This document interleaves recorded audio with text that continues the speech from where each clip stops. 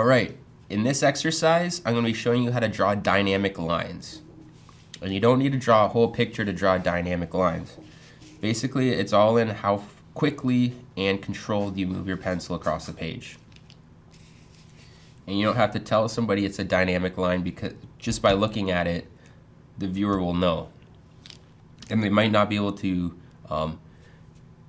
tell you that it's a dynamic line, but they'll see the amount of movement in your line.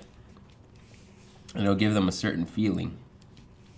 So this is what we're trying to get away from. These sketchy lines, very unsure of where we're going, and trying to make a shape really hard and thinking really hard. Okay, with a dynamic line, you're going to the point that you want, the way you want. Okay, this is why we do this. This is a dynamic line. This has different values in it. This has different thicknesses in it. This has a thicker starting point because I'm pushing really hard and then flicking it out.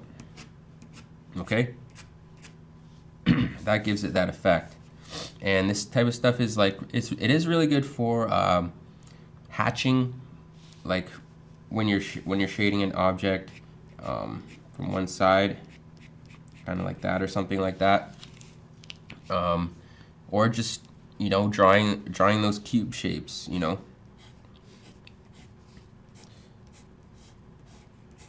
Just starts to look more interesting.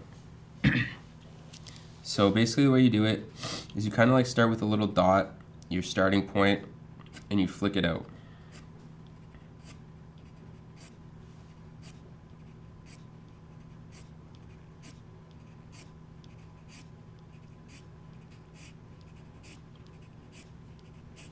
You can see I'm doing it just about the same every time.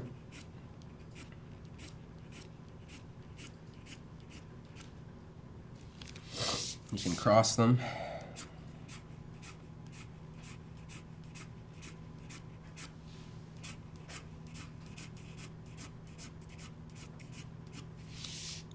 And immediately it's much more interesting than